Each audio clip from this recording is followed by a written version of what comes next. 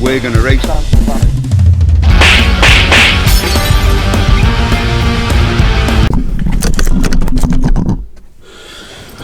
Right, morning.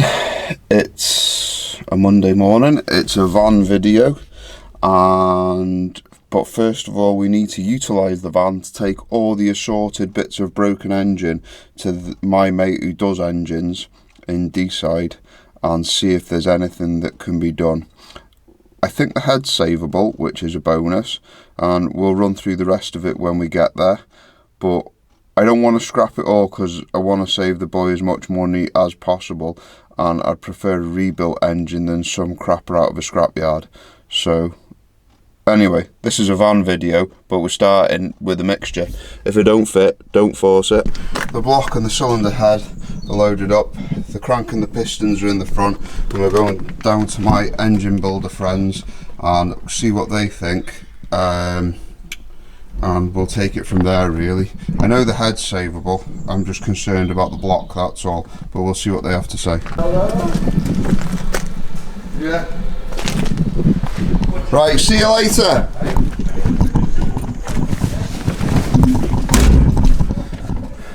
There's the old Tartar Steelworks over there. Right, back home. Right, so after sorting out my stuff yesterday and getting Cody's bits off to the engine builders to do all the measurements and bits and bobs, we are back on the van, and one of the biggest issues I've got with the van is these wheels. Now, wheels cost money and I haven't got much, but these wheels are even more like money because they're shaped like 50 pences, and you go over 50 mile an hour and it shakes like a shitting dog. You can barely hang on to the wheel. I've near enough got white finger and it's terrible. I'm shaking like that when I get out of the car. I look like I've got something wrong with me, so I need to address that. The only thing I've got is I have got some nice little 13-inch wheels that are genuine Ford ones, which are going to do me over the winter, because also with these massive wheels and tyres on, it drives like shit. It tram lines all over the road and it's just not a nice place to be. So I need to make the van nicer. I need a radio, I need a dashboard that doesn't sound like it's going to hop out the window at 40 mile an hour. I could do with the heaters working on not only two but all the other settings as well, and just make it more pleasant, door cards and stuff. So, but anyway, we're going to get down. I've got these wheels, but the tyres on them are absolutely knackered. You know, they're just knackered, so I've got to get them off and then clean them up and assess them. So that's what we're going to do. But first off, I've got some other bits and bobs, so we'll sort that out and then I'll be back. If it don't fit, don't force it. Right, so because I need tyres, I'm going to have to start getting rid of some of my assets. So it's time to get to the get to the yard and weigh some stuff in. So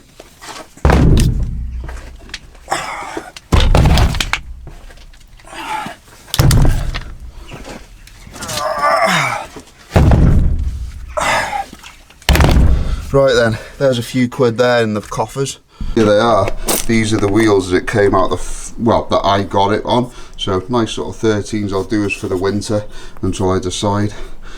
Got all the Ford centre caps as well, although they could do new stickers and a bit of a clean, but so could the rest of the van. So there's 4 of them there, and we're going to go and get the tyres off them.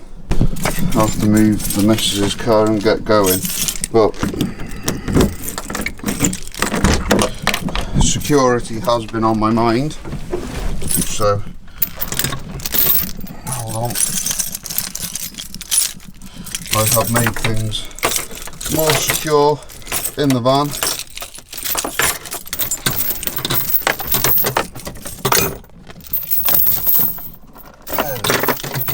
There's the steering lock off, and we can get going.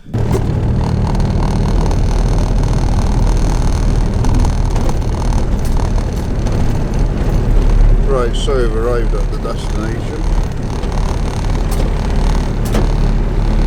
Hiya mate, just got a few batteries and a piece of stainless and bits and bobs. Sorry mate? Yeah. Right, so me and the little van went there, and what did we get? Well, we had 16 kilos of stainless, 89 kilos of old batteries and half a kilo of brass, which totaled 41 quid I got for that. So for just a bit of old stuff that I hoard around down the side of the house and keep out the way over the last month, that's netted me 41 quid towards my tyre fund. Happy days.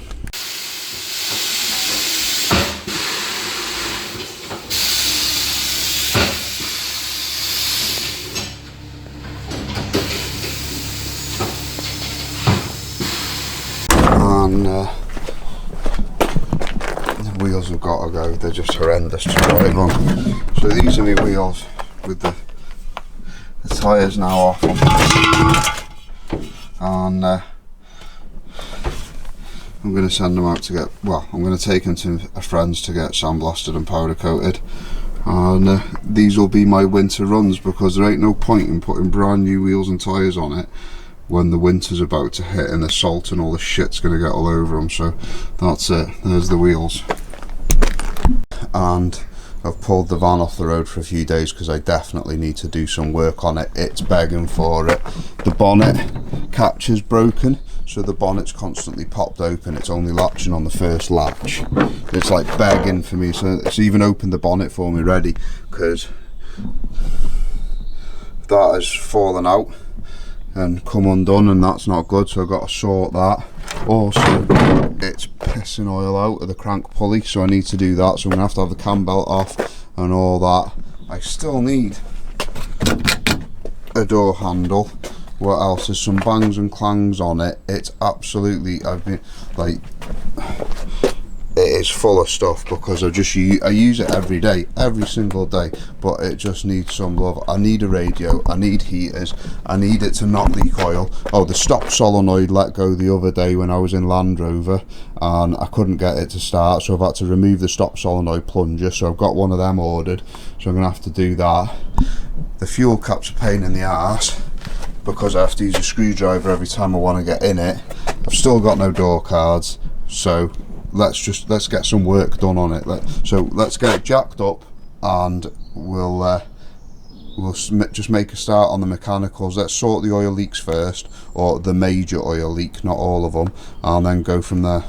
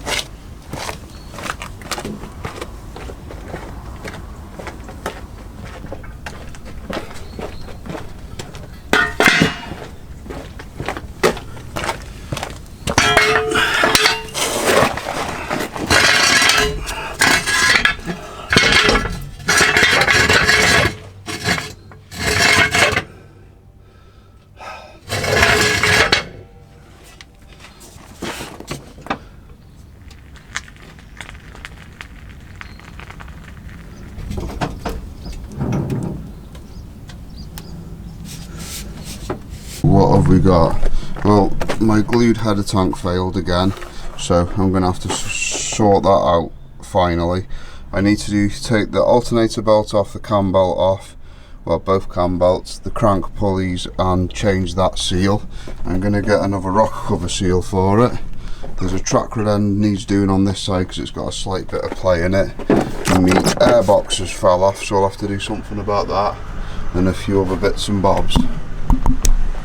Right, so with the old girl jacked up on both sides, it's time to get the wheels off. These wheels are way too wide for this car, it drives like shit, and the wheel arches are cutting into the tyre, so they've got to go. Not going to fall off or anything, is it? No, it's perfectly safe, obviously. I'm doing it. Why wouldn't it be? Because you're doing it. Right, so just put your foot on the brake as hard as you can, please. Are you on it? You on the right pedal? A, B, C, yeah. Oh, good. Well, just because you drive automatics normally. Well, I did have to think that in my head though. I tightened them up quite a lot, didn't I?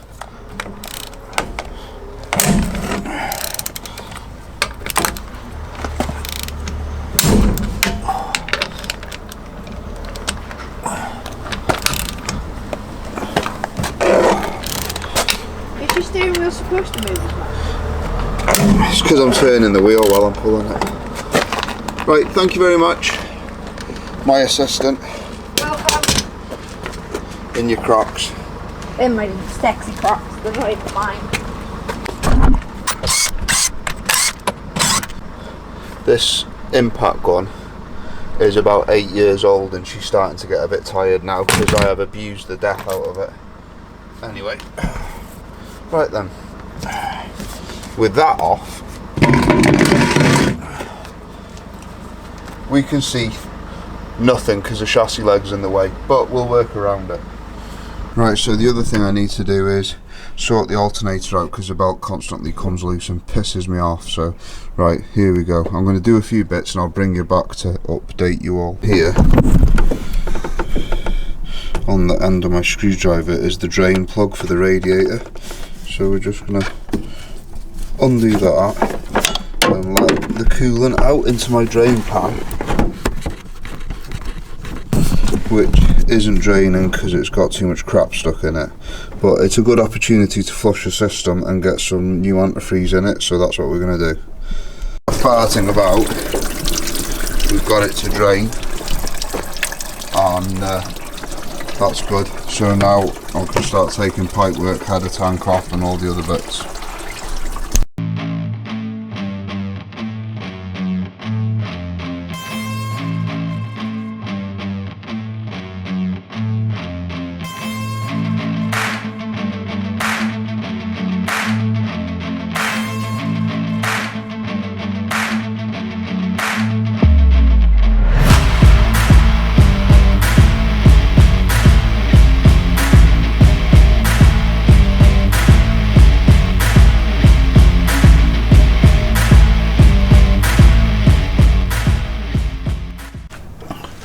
Right, so it's a bit tight down here on the van, there's not much room, so I've got to take the alternator off, then take the engine mount off and drop the engine down to get to the crank pulley to undo it. So now I've disconnected the battery, I'm just going to disconnect the alternator and take it off, and I'm actually going to get the one off my other engine refurbed because this one keeps coming loose and squealing, but I don't think it's the correct alternator for this application. It's similar, but it's not perfect. So we're going to swap that out as well. So let's just, there's a little wire clip on the connector, and we'll just, there's the connector with its 2 wires and the exciter wire, and we'll just pull the 13mm bolts out, but this is dead boring, so I'll bring you back when I got it off and took the engine mount off, and then I'll show you all around the old school timing setup. So with the tiny alternator belt and the alternator removed, we can now lower the engine without smashing it into the suspension brackets, which is good, and then we can get the crank pulley off. Oh, I got to undo the engine mount though. This is the engine mount in question, and there's a bolt through the top here, or a nut I should say, and a stud, and then there's a bolt through here that we'll take off, and then we'll just let it slide down the chassis leg, but I'll have to put some form of support underneath it, probably the trolley jack, otherwise it'll fall out on the floor, which wouldn't be ideal. Just carrying on with the van, but my mate in his van has just turned up from D&M locksmiths and vehicle remapping. There's all your keys and your locks and your cutting and all that for your cars and key programming and everything. Here he is sorting out my Hyundai. He's going to have a look at a dodgy key, you're going to have a look at the radio because that doesn't work, and we're just going to have a flash through what's going on in there. Yeah, we'll do a full scan, won't we? Get it all, have a look, see what's going on. If you need a good man to sort your keys out, give him a call. The number's on the side, is it? It is indeed, on the door. On the door there. So give him a ring, he'll come with his van and he'll get you back on the road. If your keys are locked in your car or your keys are broken or anything like that, he is the man for you. Right, I'll bring you back when we know what's going on. Another day has happened and got my jack under there off Amazon supporting the engine. Just undo that engine mount bolt and that engine mount bolt, and then lower the engine so we can access the crank pulley and get that off, and then we'll have to time it up and do things, but yeah, big fat washer, otherwise the nut rips through them. I've seen that before. Right, thanks for your assistance. No worries, mate. Have a good day.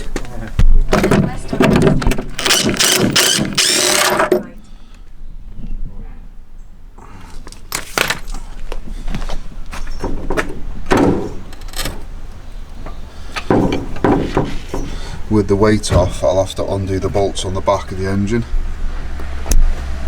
Okay, so with the engine mount out and unbolted off the block and the body, it's allowed me to lower the jack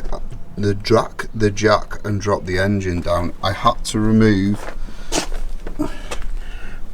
the fitting. I don't know, what do you want to call it? If you're American, I suppose you call it a steam pipe or a burp pipe, but it's the return back to the header tank which screws in there, because if you lower it down it hits that and it'll snap it off, and that's as much as we can get on the engine. But as you can see, the end of the crank pulley is still covered up, and I have had a swan neck spanner on it. It's incredibly tight, so I'm gonna have to just modify this little piece of the chassis here to get access for getting it off in the future and stuff like that, because I remember back in the day when I used to do these when I was an apprentice, we just used to modify by here or hit it with a hammer, and then you can get access to it.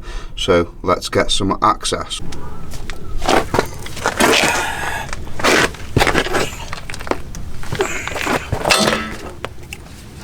So we'll get the old adjustable spanner in, and we'll just see if we can just massage the chassis leg a bit. I might need a bigger adjustable. Oh yeah, try a pair of roll grips.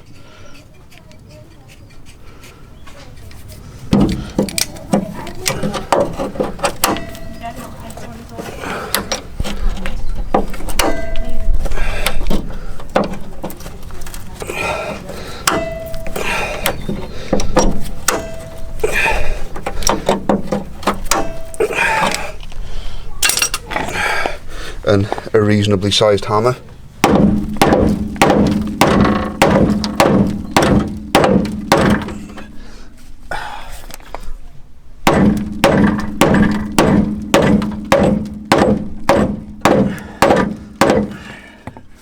Right, so with that done, we can, I don't know whether you can see, where I've just bent it up, so I need to paint and rust treat that, but it's looking pretty good in here. It's not that rusty actually, which I'm happy about after all the welding it had. So let's see if we can rattle that pulley off.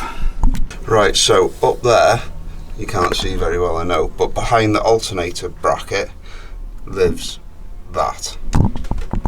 Now that there is the little blank that goes in the hole for the timing pin.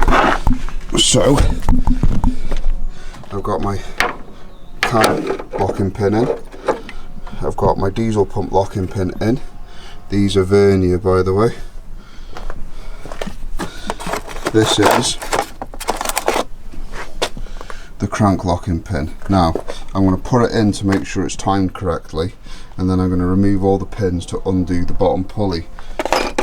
Now don't be tempted to think all these pins are in there, I can just go in there and wail on that bottom pulley, because you can't. It'll break the pulley in the engine. Ask me how I know. I know other YouTubes say that, but I'm going to say it now. Ask me how I know, because I know, because when I was a young man we used to do loads of these and I snapped one in there. So that's not what you want to happen.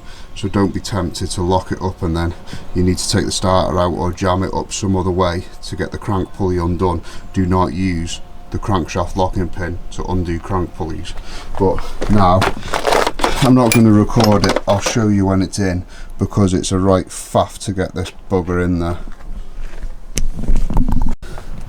Now that I know it's timed up, I can remove the locking pins, and I've just put some Tippet marks on the pulleys for a visual representation, because I'm going to pull the timing pins out of it now, get the bottom pulley off, and then it'll probably move, so I want to put it back, time it back up again to get the pins in, and it's just easier to get them in close enough to help you get the pins back in. So it's just a pure visual thing. It's nothing to do with the timing, and I'm not using them. It's just a visual representation of where approximately things need to be.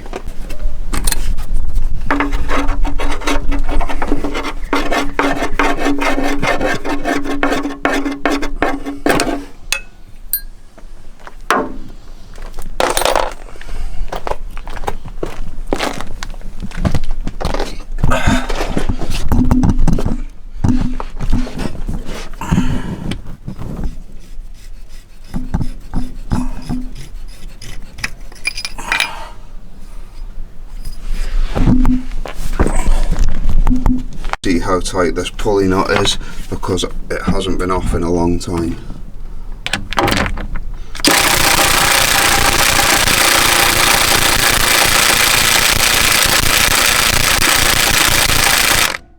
And the answer is pretty tight. What you need to do is put it in fifth and then lift your foot off the clutch and put your foot as hard as you can on the brake. And then I'll try and undo the pulley. You can relax for now until I shout you.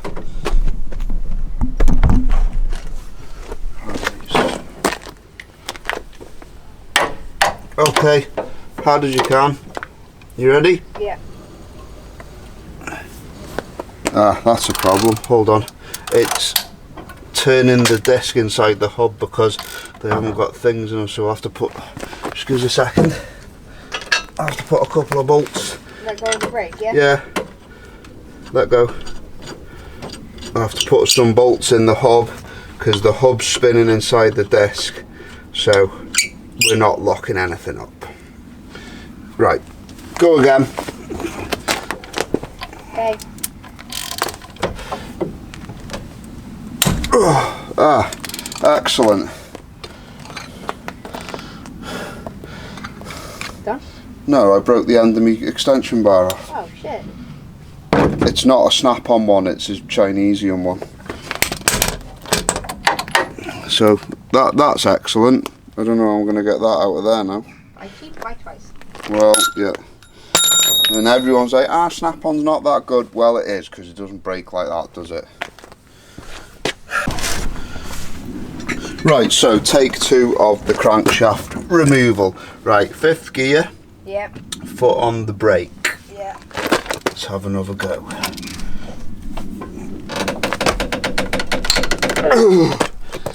Right, keep it on.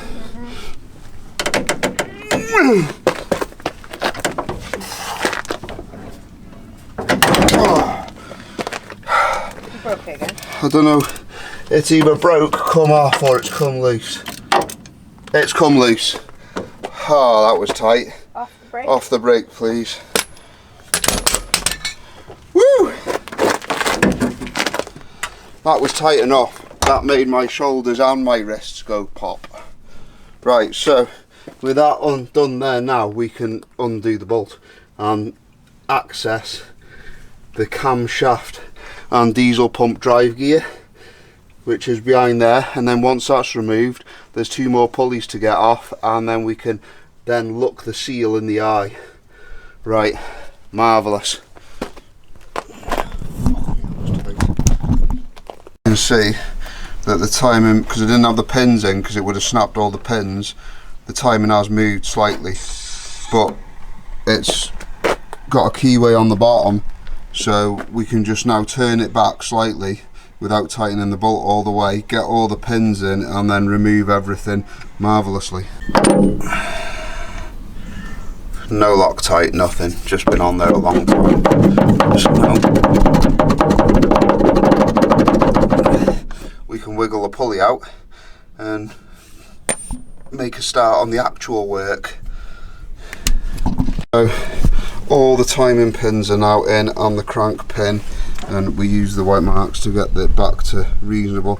Now I can remove the cam belt and get the tensioners and idlers and bits and bobs and the water pump out, get the rest of the pulleys off, and the diesel pump belt, which is a separate belt, get that off, and make our way to the inner workings of the crankshaft and remove the seal. So the 2 belts are off. diesel pump and cam belt, and you see in there we've got different tensioners and idlers, and they're quite good, these Ford ones, because they're spring loaded, as you can see there. See that there? Spring loaded. So anyway, but we're going to forget about all that for now. We're going to address the crank pulley issue, or the crank seal issue. Then we'll strip it all off, do the water pump, and put the new tensioners and idlers back on, and the cam belt, and set it all up beautifully. Much to my surprise, let me turn the light on. This is all going very much to plan. We can see the crank seal there, and we can see how bad it's been leaking by the amount of schmooze that's covered in oil on the sump. But this is the crank seal, and it's been years since I've got involved with one of these, but I remember now you don't need to take that pulley off, because that's the seal right there. So I'm going to have to get a load of brake cleaner, which I think I'm running low on in the stores department, clean all that off, remove it, and then I've got a new one to get in, which is the hard bit of the job is going to be getting that seal in straight and true, and hoping that you get it in right, because if you do get it in and it's not right and it starts leaking again, it's a lot of work to retrace all your footsteps and do it all over again. But that's what you got to do. So now I'm going to have to get some brake cleaner, because I don't want to pull that seal out and have all that schmuck and schmoo falling inside my engine. So brake cleaner next, but I believe the wife's got to go out shortly, Mrs. Blackhands, and we need to sort out the pony so we can go and stop at a checkpoint or something and get some. What do you reckon? Yep. Perfect. Right, so that brings this video to an end, and it's been a long one, but we're only halfway through the job. I have had to stop and start recording bike stuff because we're racing this weekend and the weather has not been great, so I've not been able to get back on the van. But before me here, I have the two belts, the diesel pump belt and the timing belt. I also have the three pulleys, the two spring loaded tensioner and the idler. I've got myself a new water pump, the main big crankshaft oil seal, I've got a cam seal, and I've got all the nuts and bolts to put them back together. So that's in the next video. Well, the next video will probably be bike racing, and then there'll be the video of me putting the van back together. So please like and subscribe, hit the bell, and if it don't fit, don't force it.